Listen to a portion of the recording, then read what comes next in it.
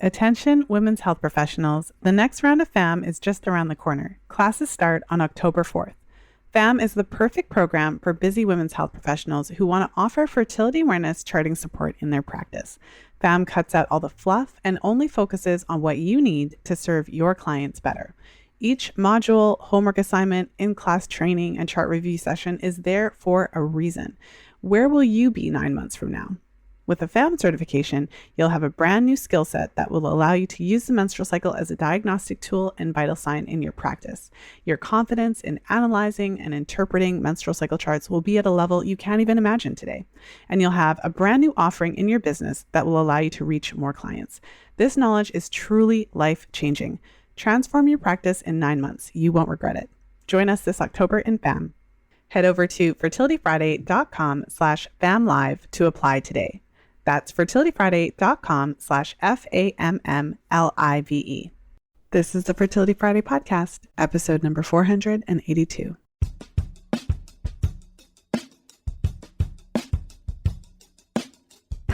I'm excited to share today's episode with you. Today I'm sharing another episode in the FAMM Practitioner series, and I'm sharing my interview with Lilliana, and we get into a really interesting topic. Lilliana personally experienced some significant challenges to her cycle while she was a member of the FAMM program, and in today's episode she shares how following the FAMM process helped her to overcome it. So before we jump in, I'll just share a little bit about Lilliana. Lilliana is a massage therapist and abdominal therapy practitioner who helps women suffering from physical pain and discomfort in their bodies. Lilliana is also a womb awareness coach and loves to help women feel empowered through an intimate connection to the belly and womb by creating a connection to their inner knowing and moving from a place of feeling stuck to a place of clarity and radiance. So without further ado, let's go ahead and jump into today's episode with Lilliana.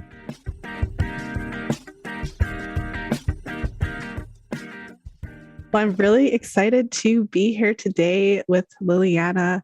Lilliana is a member of my inaugural FAMM program, and we're recording this just about a month or so after our program officially ended. And I'm really thrilled to have you on the show. You had a really compelling experience mid-class that we helped you to sort out. So I'm really excited to talk about that. And yeah, so welcome to the show, Lilliana. Thank you, Lisa. I'm excited to be here. Well, thank you for coming on the show. One of the things I love about doing these podcasts is that I get to basically start most of them by asking, how old were you when you had your first period, and how did you manage your fertility and things like that? So I would love for you to just kind of walk us through a few of the things that led you ultimately to join the FAMM program this year. Yeah. So I started menses around 12, and I had painful periods, irregular periods. It was interesting. I was never prescribed hormonal contraceptives or anything like that for those symptoms. So I wasn't on the pill very long. I started the pill around 16, and I think I stopped taking it around 19. I took it on and off. It wasn't something that I did consistently. And then I just used condoms after that. So not a lot of history with hormonal contraceptives. And then fast forward, I had kids and 2 C-sections. So that really sort of brought me back into bringing some awareness into my body. I think that for a lot of years, I sort of navigated just not really paying attention to my cycles. I didn't know when I ovulated. I wasn't very aware of how my cycle worked at all. It was really interesting. And I was able to have kids easily, but labor was always an issue. So I had 2 C-sections. And then I think it was after my son was about 4 years old, I was having some pain in my scar.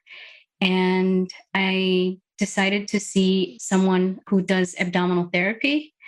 And it was pretty amazing. After a few treatments with this practitioner, my symptoms went away. And my symptoms were like feeling tightness and numbness and tingling. And I would always sometimes feel like a random pain on my left side. And it was kind of scary, like just, it was really random. So I was always wondering, gosh, what is that? And when I would go to the doctor, they didn't really offer anything other than pain medication.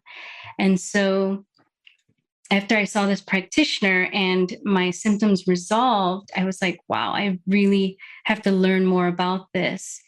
And that's when I started really paying attention to my cycles a little bit more, although I wasn't charting yet. I wasn't doing anything like that, but I started to learn more about abdominal therapy, and I actually decided to take the training. I went to massage school, I took the training, and it was in the training that I heard about fertility awareness. And I saw your book there too.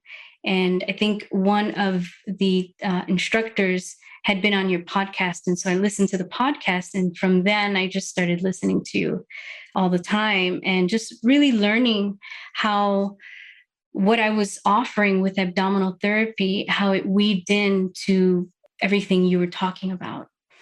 And so I think when you were offering the mentorship program, I was like, oh gosh, I've got to hop on this. Just because in my area, what I like to do is I treat my clients and I help them through period pain with endometriosis, and abdominal therapy does help a lot.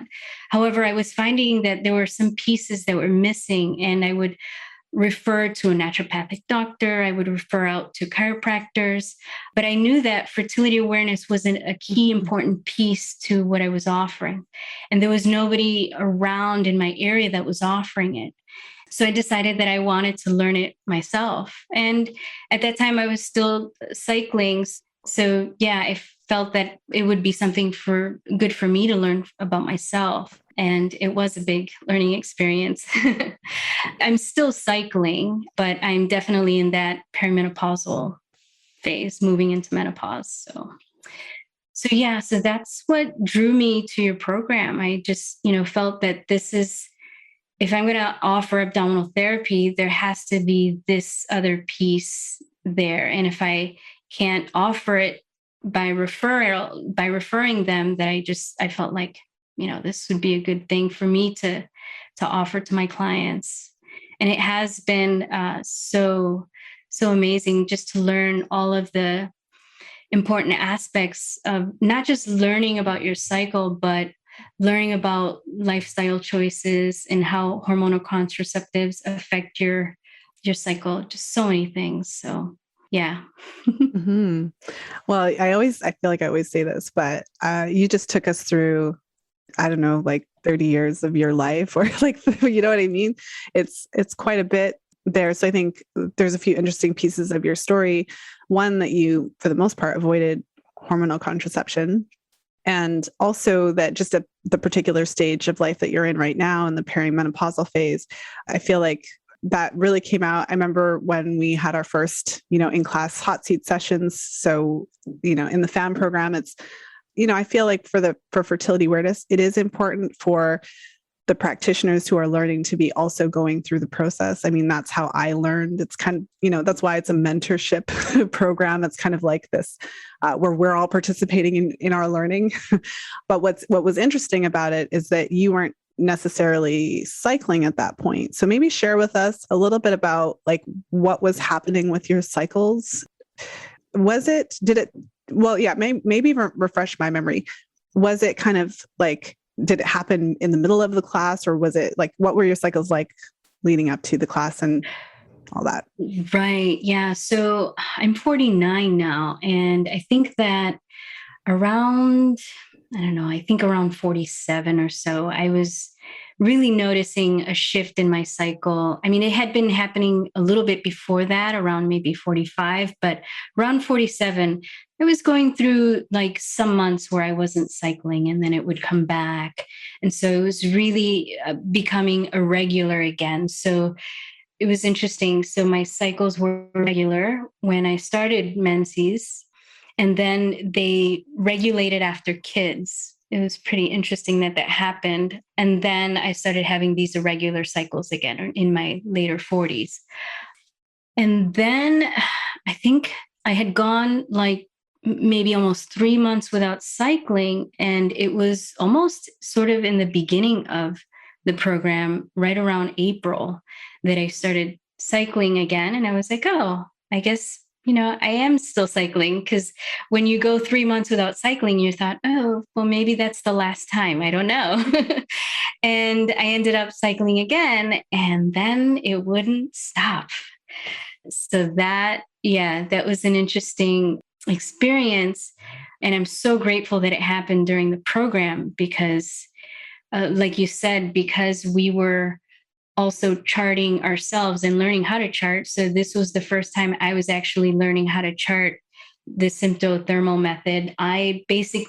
What I would do before was just use an app and look at the app, and to tell the app literally would tell me when I was going to have my period again. I would always look, I'm like, oh, I don't know when I'm having my period. I would always be looking at my app to see when I was going to cycle again. I was so disconnected from my body. It's just really interesting. And I think that my story is not that uncommon, that women don't. I think if women have very regular cycles, they know, like, oh, it's always on the 28th or whatever. But for me, because I always had this tendency towards irregular cycles, I wasn't always aware. I would have symptoms, breast tenderness and bloating when I was young. Then those symptoms sort of subsided, even the pain. Yeah, as I got older, the symptoms were less clear. And so then getting my period, it was not as predictable. And so, when I started cycling during the program, I thought, okay, so I started charting, my cycle. And then I started really getting concerned when I think it was about a month later, I thought, gosh, I'm still bleeding. I wonder when this is going to stop, because it wasn't usual. It wasn't a typical thing. I had a lot of bleeding before, like when I was, I think in my late 30s after my second child. I wanted to use contraceptives again. So I had the IUD, the copper IUD put in. And I bled so much with that. I had it in for like 6 months, and I would have like 3-week bleeds. And after that, I was like, oh, I don't want to do this anymore. So I had it taken out. Yeah. After this, bleeding for a month, I thought, this isn't normal. This isn't usual. And so I started just trying to educate myself about perimenopause. And I did seek out a naturopathic doctor who prescribed some herbal tinctures. And it was interesting because the herbal tinctures actually did work at first. I took a yarrow tincture and I took a Vitex tincture. And within, I want to say like 48 hours, the bleeding had stopped. And the other interesting thing about this bleed was that it wasn't just heavy bleeding. It was bleeding with clots, with large clots. And so it was pretty concerning. And so when I took the tinctures and they subsided and I went down to almost like spotting after 48 hours, I thought, oh gosh, this is great. It's over now. So I kind of slowed down on the tincture protocol, and then it just slowly started back up. I think within a week, I started bleeding heavy again. And the naturopathic doctor had actually recommended that I do a metabolic panel and just get some blood work done. So I had that done. I also went to see my primary doctor. When those lab tests came back, it showed that I had low iron. So then the primary just prescribed iron medication. I think that's when I was starting to talk to you about it. I think that's when we had our first hot seat session, and you were starting to talk to me about diet. And that's when a lot of stuff clicked. I mean, I had been learning it in the program, but then when I started really actually looking at my dietary intake, I started to really pay attention to what you were saying about the importance of protein and how it makes hormone and and looking at, what might be the cause of what's happening. Yeah, I mean, my history is that I was vegetarian from the time I was 16, and I was vegan for 3 years. And at that time, as a vegetarian vegan teenager, I wasn't eating all, the best stuff. I was, pasta and things like that. And then after children, I was really conscious about eating really good balanced meals, not a lot of sugars and carbs. I was trying to limit those, and also eating organic food. But yeah, it was really interesting that I didn't make the connection between a potential nutritional deficiency and what was happening to me in this transitional phase in my life. Mm-hmm. So it was interesting that you kind of pointed that out for me. Yeah. I mean, even before we started recording, we were talking about it, and I think you said something like, I mean, if I had only bled for a month, I would have thought that it was fine. And I was almost jumping up and down in the background, like, no, bleeding for a month is never fine. Right. So what I find, I mean, there's a lot of different pieces to your story, but I mean, in retrospect now, it may have crossed your mind. I mean, so just for the record, and I've said this in class as well. So abnormal uterine bleeding, I mean, we always need to be paying attention to that. So outside of your regular period bleed, if you are bleeding, like mid-cycle bleeding that is continuing, or if you literally, like in your case, bleeding for over a month straight, it is, and I recommend to all of my clients to go to your doctor. Bleeding is something, I mean, just to be on the safe side. So my first recommendation is always to go to your doctor and to request testing. So I think you may have pointed out one of the unfortunate aspects of this, and this might have even been before we were recording, is that when you are in that age range, in that premenopause age range, and you do kind of look up what to expect from that experience at that time of life, you are told that bleeding is normal. And so just for the record, like, no one should be bleeding for a month. Like stop, like everyone, like write this down, right? This is why it's really helpful to understand the menstrual cycle, understand what are normal parameters, what are not. Even if you are going through the premenopause years, that does not mean that everything goes. There's still like an optimal situation. So I think it's helpful to know that it can happen and it's quite common. But if we look at the menstrual cycle as a vital sign, it does mean that there's something wrong. But the point that I'm making is you should go to a doctor, you should get screened, you should get an ultrasound. You want to rule out serious medical conditions that can cause abnormal uterine bleeding. It's always the important thing to do. But what's interesting about your situation is that I was probably the first one to actually ask you if you were eating enough food to sustain yourself physically, and look at some of those potential underlying factors. So not just to take for granted that a woman in her 40s might just bleed out of control, even though it's really common, but to actually look at like what could be contributing to this for you. Right. Yeah, absolutely. I mean, after I went to see the naturopathic doctor, I went to my primary, then I went to my OBGYN. And essentially, I did have some exams done. So I had a sonohysterogram done, and I also had an endometrial biopsy. So I did have some testing done just to rule out some things, because literally, we mentioned sort of what was happening in the beginning, but I literally bled for months. I ended up bleeding, I think, when I was put so I went to see the OBGYN, and I was put on progesterone, synthetic progesterone. So that slowed down the bleeding, but it didn't stop the bleeding. So I ended up bleeding till essentially like August. Like April to August? Yeah.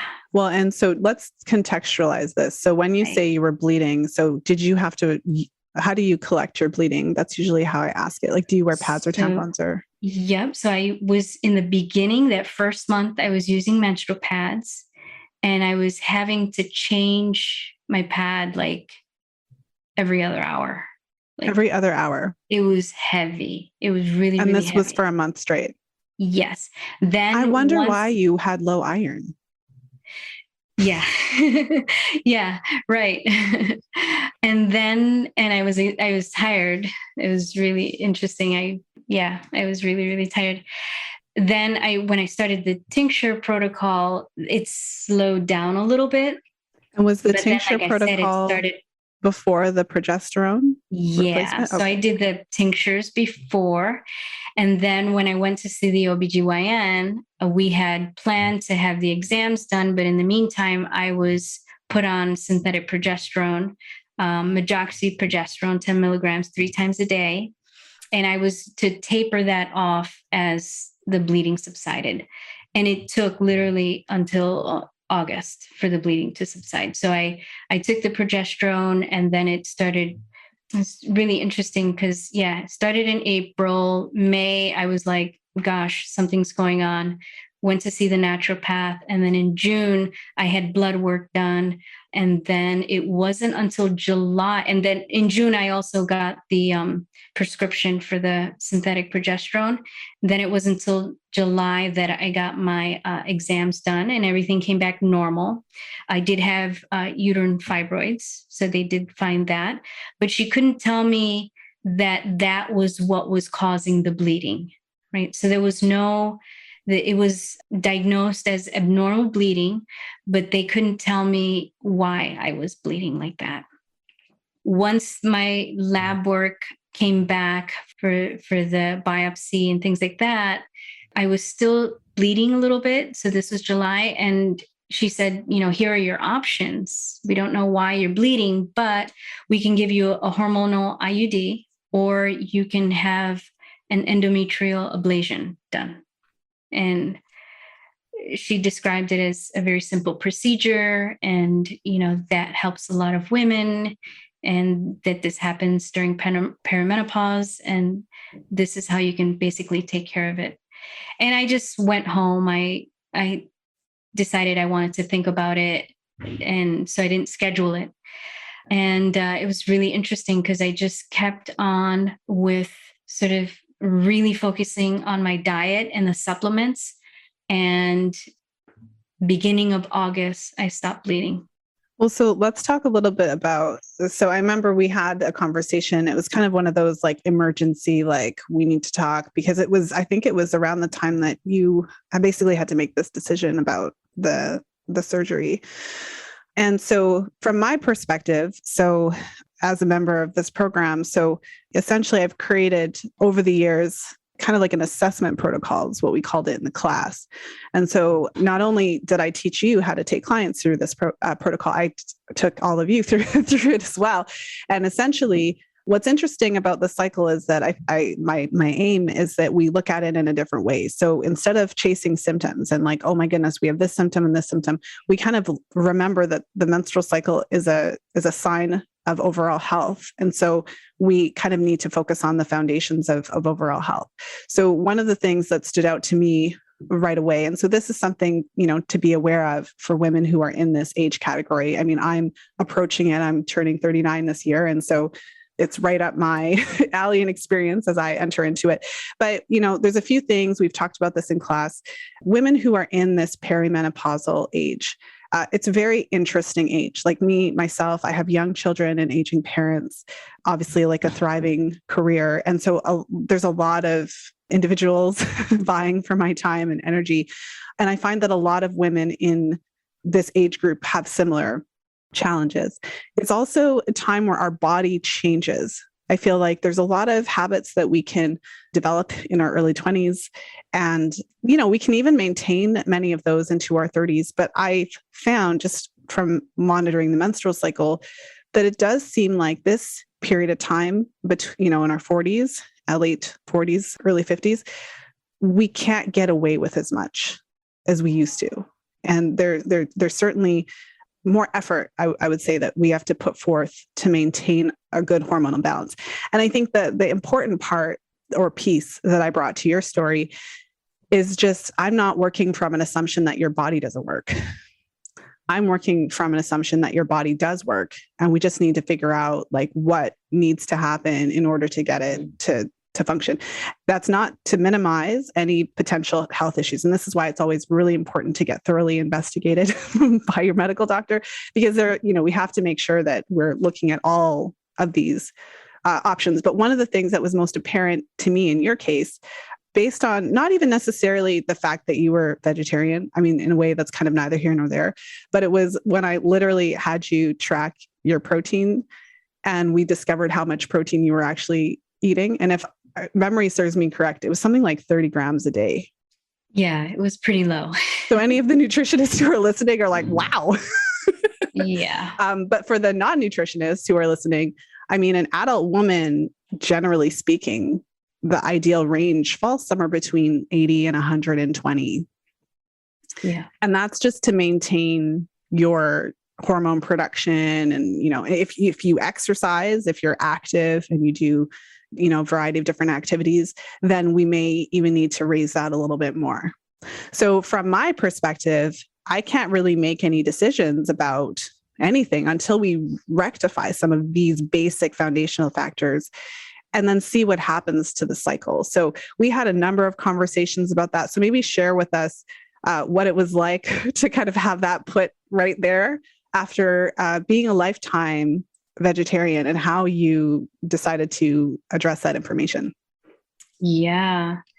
So around the time that I was going to school for massage and taking the abdominal therapy trainings, I was noticing that my body needed more. And so I started eating a little bit differently. I was eating more fish and I started eating eggs, which is something that I didn't do as a vegetarian. So from vegan, I became lacto-vegetarian, and I was pretty much lacto-vegetarian for, 25 years or so, for a while.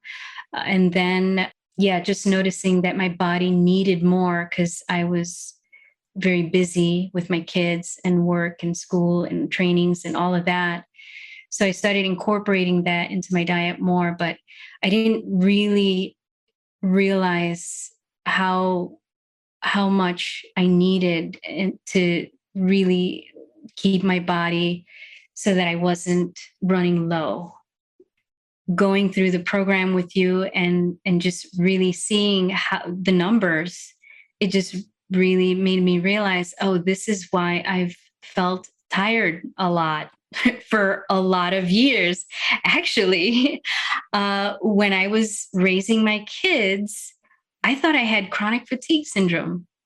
It was really interesting. And I thought, well, maybe if I juice more or if I do smoothies or take supplements. I did start taking some supplements. I wasn't a vitamin person. I really sort of stayed away from medication and vitamins and things like that.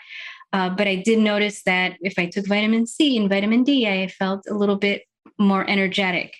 But I didn't realize how bad the situation was until I started really scrutinizing and looking at the numbers and seeing how deficient my daily intake was, and why I was having these deficiencies and why I struggled. I mean, to have irregular periods, which is really interesting, like that's a sign that something's wrong, in the first place, especially when you're young, right? Just what I experienced through this perimenopausal journey was definitely an eye-opener as to how important it is to really address nutrient deficiencies in a way that addresses it not just with more supplements. That was another thing that felt very clear, that it's not about, taking protein shakes and living off protein shakes or taking more supplements and more vitamins. And it was more about really looking at what are the most nutrient dense foods and how can you incorporate that into your diet. And so it's been hard because I can't, go from being vegetarian to eating a hamburger or steak, but I've started slowly with like having broth and having just some meat in my vegetarian tacos. Now I make them with chicken or Yeah, just adding little by little, just adding it into my diet in a way that my body could handle it at first, in a way that I could also enjoy the food and also be at peace with my own philosophy around why I became vegetarian in the first place, right? So all of those things I had to work out for myself and make decisions based on what I really felt was most important.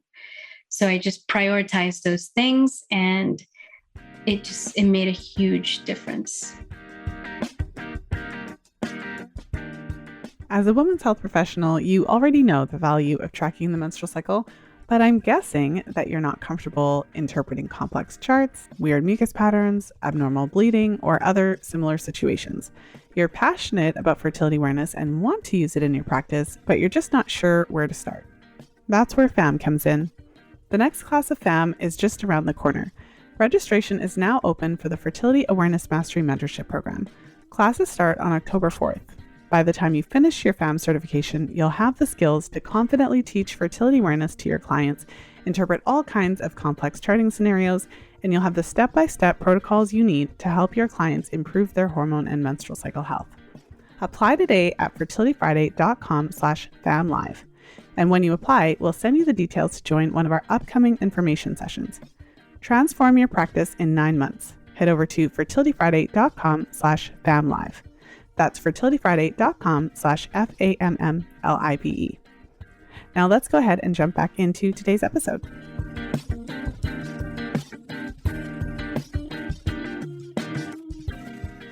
Well, so I want to get into what happened, but I just feel the urge to ask because, of course, there are vegetarians and vegans who tune into the podcast. Some are not too happy with the topics that are discussed because given what I do, it's kind of specific. The majority of my clients are of reproductive age. Obviously, not all are trying to have babies right now. Like in your case, your goal is not to, like your goal was to like not bleed out, right? Like it wasn't to conceive at this stage of your life. But at the same time, I'm working with women of reproductive age, some of whom don't want to get pregnant now, but may have a future orientation, some of whom obviously are actively trying to conceive. But generally speaking, women who chart their cycles want to have a healthy cycle and they want to feel good and they want to have optimal hormone health. And so, my wheelhouse is supporting women of reproductive age to have optimal cycles. And what I found is it tends to be easier for better or for worse when meat is incorporated. It doesn't mean that it can't be done.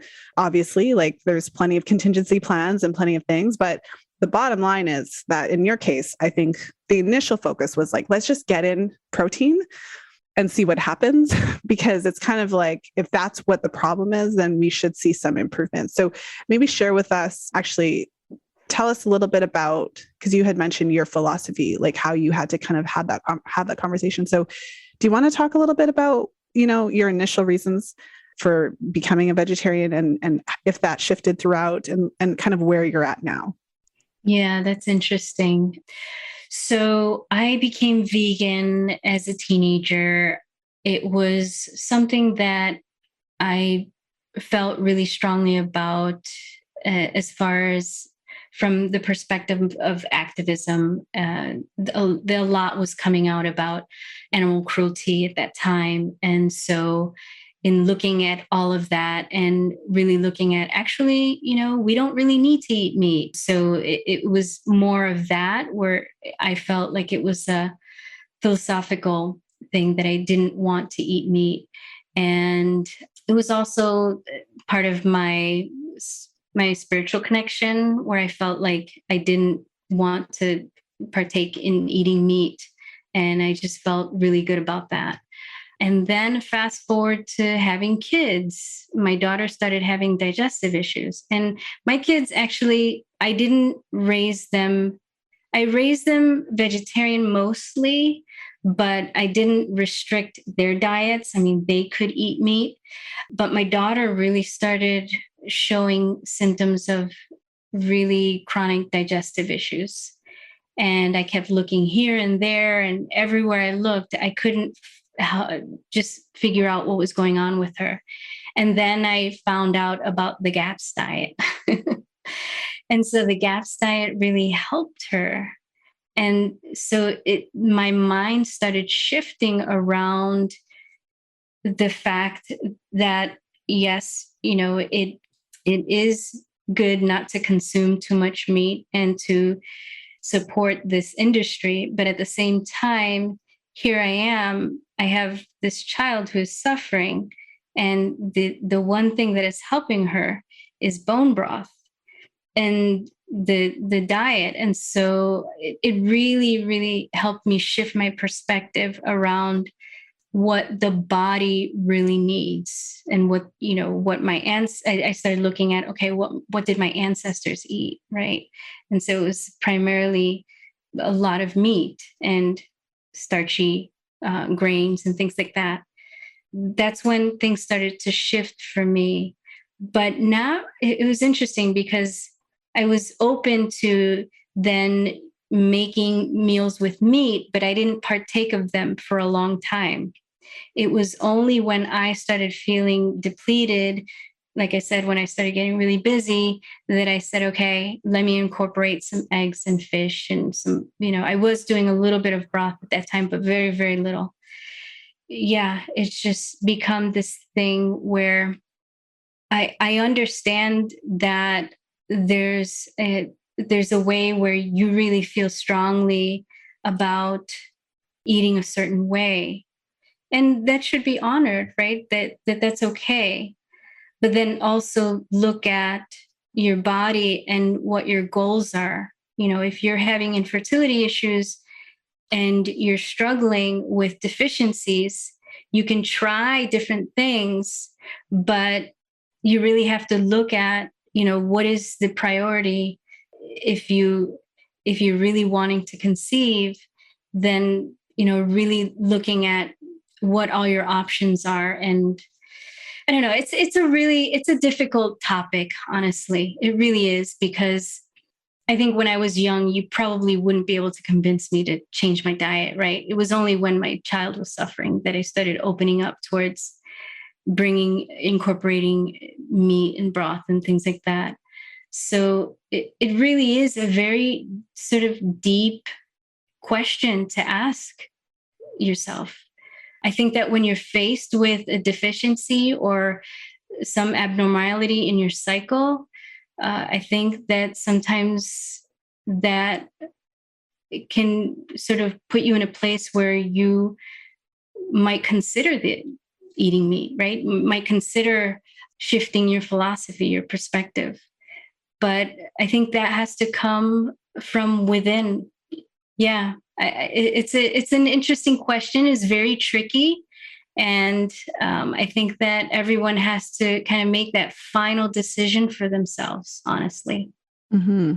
Well, and as you were sharing that, I mean, the conversations that we have, I wasn't sitting there saying, and now you need to eat meat. I feel like I was focusing on protein. And so we were talking about protein sources. And I think you kind of touched on it, but correct me if I'm, misinterpreting. But I mean, when you're trying to get from like like a regular kind of 30 grams of protein to like 100, that's a big difference. That's more than 3 times what you were consuming. And so initially, like, how do you do that? Well, we talk about protein shakes. We talk about adding, right? Because I'm trying to find ways to help you to do it within your paradigm. I'm never the one to tell people what to do in that sense. I make recommendations and I work with people, right? And I think it sounds like you came to that conclusion yourself, because it was kind of like, I personally don't want to live off of protein powders. So how am I going to do this? Yes. Yeah. So yeah, and I'm glad you bring that up, because that you look at all of your options, and one of your options could be just bringing in things like more supplements and protein powder, and that can work, right? I mean, that can help people. For me, I just felt like it was more aligned for me to get my protein source from Whole Foods. That's what aligned for me. But I think that if using another avenue and doing the protein shakes, if that gives you this similar results, I think that that's okay too. I think again, like you said, you choose what feels most aligned for you. So yeah, so that's what I did. I decided to incorporate more meat into my diet, slowly, like I said, and I disguise it a lot. I'm really good at doing that because I've had to disguise, beets and things for my kids, right? In foods. So I'm really good at disguising it in like a stew or a soup or in tacos and things like that. So it's worked out for me, and I feel good about it. Feel good about my choice, and yeah. So Well, I mean, thank you for sharing that with us. I feel like yeah, it's really tricky when you're kind of like, these are really life altering kind of things that happened. I mean, in your case, you had a very strong belief in something, and then you were faced with a situation that made you just have to look at it again and reevaluate all of that. I think that happens a lot. We're talking about the food aspect. It can happen a lot in all kinds of different areas of life. And there's something about charting your menstrual cycles, I find, that just really brings you to, what do I need to do for my body? Because you can kind of see exactly what's happening. So let's go back to the cycle. So, you had this, you actually were in that kind of premenopause phase, potentially. And then, right, because you mentioned that you had like 3 months without a period. Of course, I'm sitting there wondering, like, could this have had something to do with the diet? When we're in that age range, we automatically want to ascribe all of those things to, oh, it's because of premenopause. But as you can imagine, I wouldn't necessarily jump to that, because there are women who continue to have ovulatory menstrual cycles into their 50s. The average age of menopause is somewhere between 45 and 50, and some women continue to bleed until they're like 55. So with that in mind, if you're having these disrupted cycles, even if you're like 45 or 49, I would still be there just wondering. Because it's one thing if you're having these natural disruptions and all the foundational factors are in place, right? And that's another if they're not. But anyway, so in your case, you had the cycle, the long cycle that, you went a period of time, and then you had this like bleeding and bleeding and bleeding for months. So tell us a little bit about what happened there.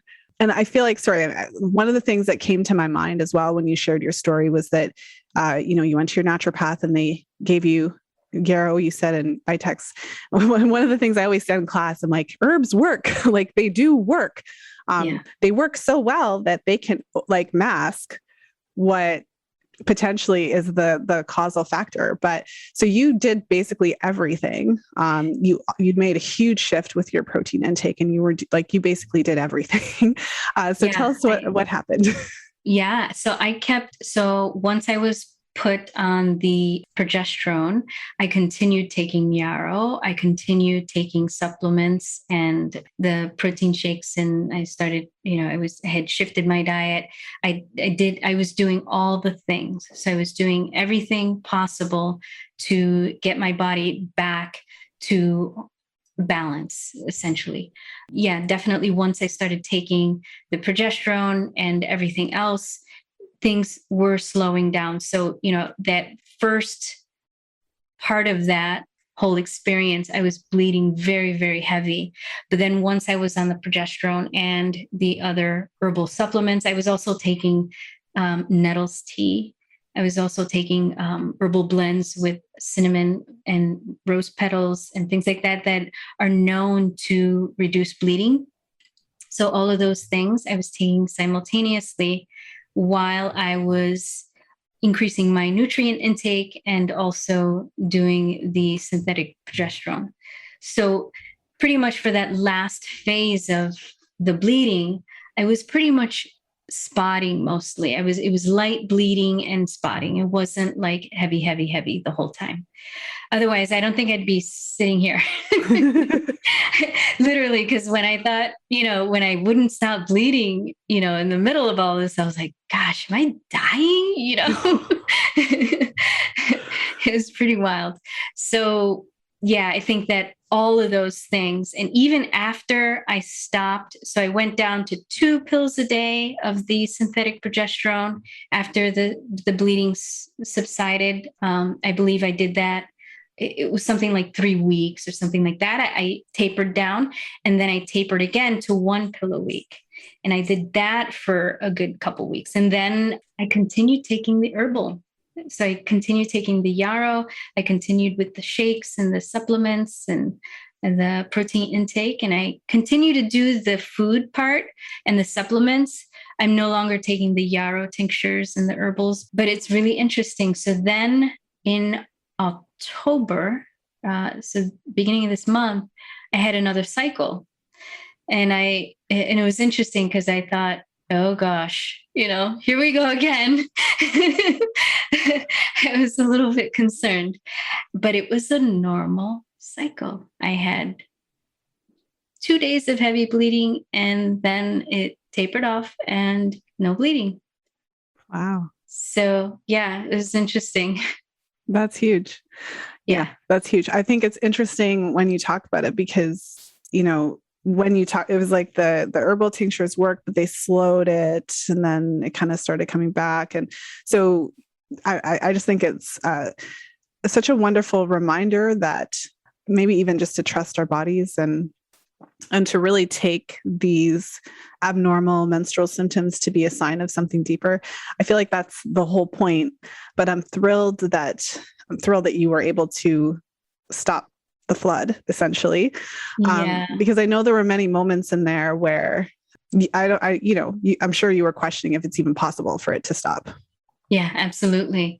And I'm glad you bring up the trusting piece. And that's where the fertility awareness comes in really strongly, because when you know what's normal for a cycle and you know how to use the tools to get to a normal cycle, if you're struggling with something abnormal, then there's this trust in like, I'm doing all these things, like, I'm going to fix this. I'm going to figure out a way to fix this. Like my doctor doesn't even know why I'm bleeding, right? So I've got to figure out how to get myself back into balance. And it was really also just having a deep sense of trust in my own body, and that it could heal itself, and that my hormone levels, if I was having low progesterone for whatever reason, right, nutrient deficiencies, then I could bring that back. That I didn't have to have my uterus scraped, or have an IUD with who knows what sort of side effects. I wasn't really wanting to do those things. I really wanted to heal my body naturally.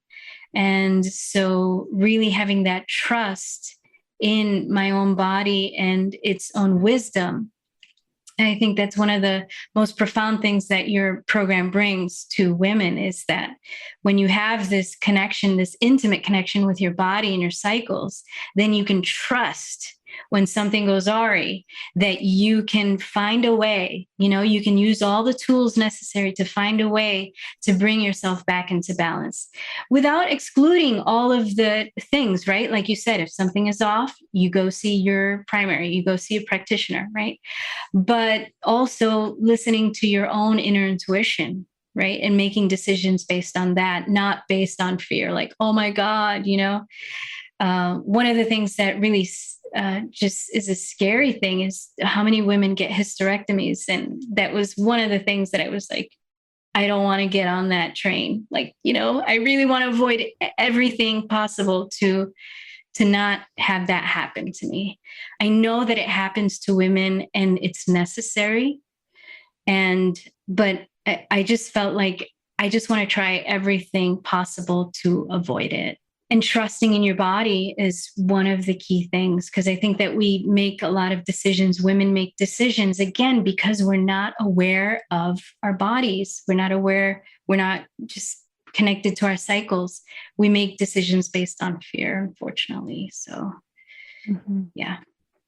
Well, one of the things we were talking about before we hit record was just how common is this? How many women experience this? And I haven't done a survey of women in this age group, but I happen to know that it's quite common. That's why it's listed as one of the common symptoms, quote unquote, of premenopause or perimenopause. And I feel like it's not always exactly this, your experience and all those things, but I feel like your story is a really important reminder of, we have to, like, instead of assuming perimenopause or premenopause. So those years typically defined as like the kind of 10-year period before your last one. Instead of assuming that it's going to be this horrible time where everything's going to go awry and assuming that that's how you're supposed to live your life during that time, I feel like it's time for a different perspective on that. Every woman doesn't go through like horrific premenopause. And if we can kind of look at the cycle as a vital sign, if you are experiencing some really severe symptoms, that's a sign. And you may need to seek a team approach. So what I always talk about, so we all need our doctors for diagnostics and medical support, but you may also need to seek outside of that for hormonal support, nutritional support, cycle support, things like that to really get yourself supported. And of course, that's the whole point that you took the program to be able to incorporate into your practice. So maybe share a little bit then before we go today. I know we focused on your own personal experience, but in the program, you're also working with your practicum clients and things like that. So maybe share a little bit about how this experience has changed the way you look at the cycle and will benefit your practice. Yeah, absolutely. So for me, again, I think I mentioned it was that key missing piece in helping the women in my practice. And so, yeah, I'm bringing this in. I'm so excited to bring it in. And the clients that I'm practicing with right now, I'm so excited because we are seeing, it's kind of like you're finding clues as to, okay, why is this a little off? Why are my temperatures low? That sort of thing. And it's really exciting. And I think the women really get excited about it also, that, they're learning about their bodies. They're learning that, what it means when your temperature shifts, right? And how to check your cervical mucus and why that's important, right? So for me, I just think that, and also when looking at, like you said, a vital sign, looking at things that are off and we're not sure why. So for me, it's just going to add that missing piece for the women that I really want to help kind of get their bodies back into balance. Mm-hmm. Well, so for someone who has been looking at the FAMM program, women's health professional, and is kind of wondering, like, what's this all about? What, if anything, would you want them to know from your experience in the program? Yeah, I believe that fertility awareness is something that is so needed out there. I think that there needs to be more people offering this to women, teaching them how to chart their cycles, teaching them how to learn how to bring their bodies back into balance. I think it's so key. And it's complementary to, just so many things, right? Like people going through infertility, and if you're going through a process, like IVF, like it can help all of those things. Yeah, if you're really looking to help your clients learn about their bodies and their cycles, this is a comprehensive program. I mean, I've learned so much, and I love the way that you just really just allow space for questions, and you really bring things out clearly for us, and just the library of research is just amazing. We've got so many articles in the program just based on the research that you've looked at, and it's just you can't deny this stuff. When you look at all that research, you can't deny everything that you're offering. And so it's just a really invaluable program. And I just definitely highly recommend it for anyone working with women struggling with infertility, and even with people who work with women in perimenopause, right? Like women who are going through what I went through. It can be very helpful. So I really feel like young women just really need this. And so just the more people who can share it, I think we'll have less women suffering with all the side effects, right? All the things that we suffer with. Mm-hmm. Well, thank you so much. Your words are very kind. And I'm thrilled that not only did you obviously enjoy the program and will be able to utilize it in your practice, but also that you had this very personal experience. So I feel like This is one of the reasons why it's important to chart and to participate, even though you weren't really having cycles in the traditional sense. Like, it still benefited you a great deal. I feel like this work is highly personal, but there's still a separation, right? Even if you had a client that was in a similar age range that has a similar story, she's not you, so you know what I mean? Like, there's still necessary to address that in a professional manner. But I'm thrilled to have the opportunity to share your experience, because it's a very powerful and personal testimony to just that connection between the overall health and your cycle. So it's great to be able to highlight that and to give hope to women who find themselves in the premenopause phase, who are basically being told that their only options are surgery. Sometimes that may be the case, but obviously that's not always the case. So thank you. But before we wrap up, I'd love for you to just take a moment and share a little bit about you, what you do, where people can find you, your website, the socials, all the places. Yeah. So I practice abdominal therapy in New Hampshire, and my website is lillianarivera.com. You can find me there. And yeah, I also help coach women in womb awareness coaching. So again, I'm going to weave the fertility awareness into all of that. So yeah, you can find me there and find all my information on my website. Awesome. Well, I will make sure to link all of the places on the show notes page. So thank you so much for being here. This was a wonderful interview, and I'm just thrilled that we were able to share this with the audience. Thank you, Lisa. Thank you for listening. If you enjoyed today's show, please share it with a friend. You'll find the show notes page for today's episode over at fertilityfriday.com/482. I hope that you enjoyed today's episode with Lilliana. I feel that her experience is such a powerful one. It really shows from the outside in the power of not only using the menstrual cycle as a vital sign, but utilizing the FAMM process to really break down and understand what's happening in the menstrual cycle.